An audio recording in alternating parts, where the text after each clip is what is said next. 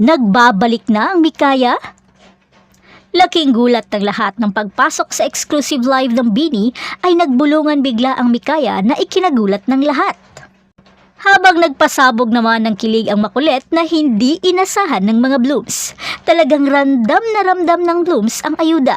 Pero wala pa ring tigil ang BINI sa pagpapaalala na happy shipping lang at katuwaan lamang ang lahat at huwag seryosohin.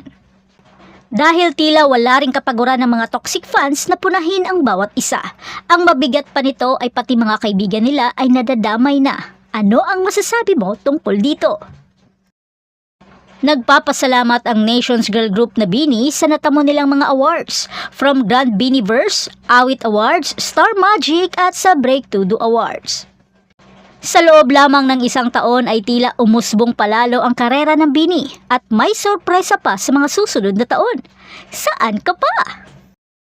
Ang isang napakasayang livestream ang binungad ng BINI sa mga Blooms dahil ang minsan naturingang Loki ay nagtatawanan at nag-aasaran na on cam. Walang iba kundi ang Mikaya. At mas lalo namang nawindang ang mga fans ng ibalita ng Hambebe ang matagal nang nire-request ng karamihan ang Last Christmas Tradition Dance ng Mikaya na na-shoot na nila at maghihintay na lang kung kailan ito i-release ng dalawa. Pero mukhang 50-50 nang mangyari dahil sa ginawa ng ibang mga Blooms kay Gwenny. Tumahimik na kayo na shoot nila yun, hindi lang nila nire-release. Sa kabilang banda, sa gitna ng katuwaan at kiligan ay nagtampo naman ang mga Mikaya fans dahil palagi na lang daw silang nako-call out.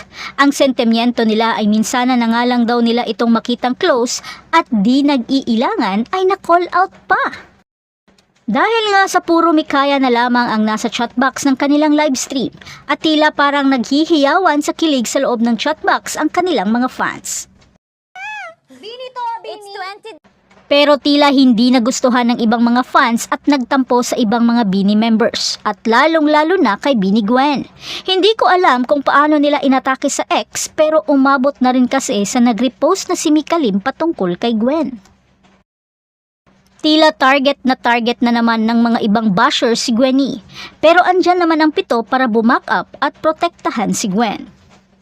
Actually, masaya ang livestream, puno ng tawanan, ayuda, lalo na nang nagulat ang lahat sa ginawa ng makulit na ikinabad ding ng karamihan.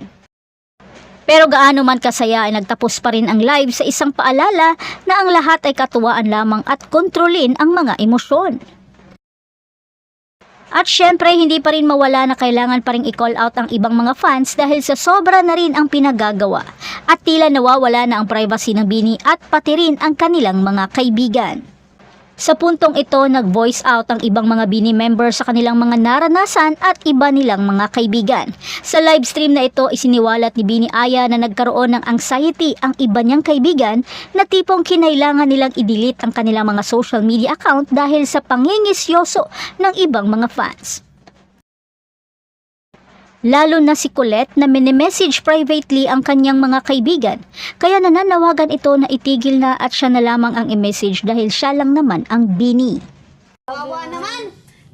Kung maaalala natin, minsan na rin nag-call out si Mika Lim sa mga fans na tigilan ang kaibigan niyang si Juan Patricio dahil nakakatanggap na nga ito ng death threat dahil sa pagsiselos ng ibang mga Blooms.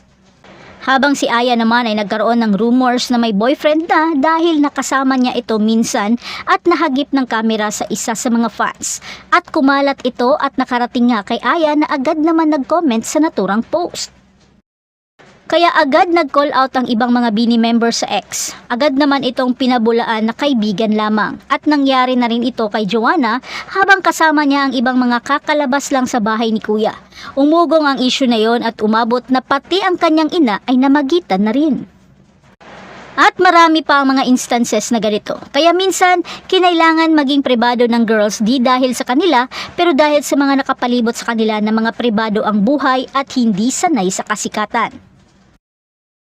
At kinakalkal ang ibang buhay para makasagap ng bagong balita sa pamamagitan ng kanilang mga kaibigan. Ay hindi po yun cool. Yan po ay invasion of privacy. Ikaw, anong masasabi mo sa isyong ito?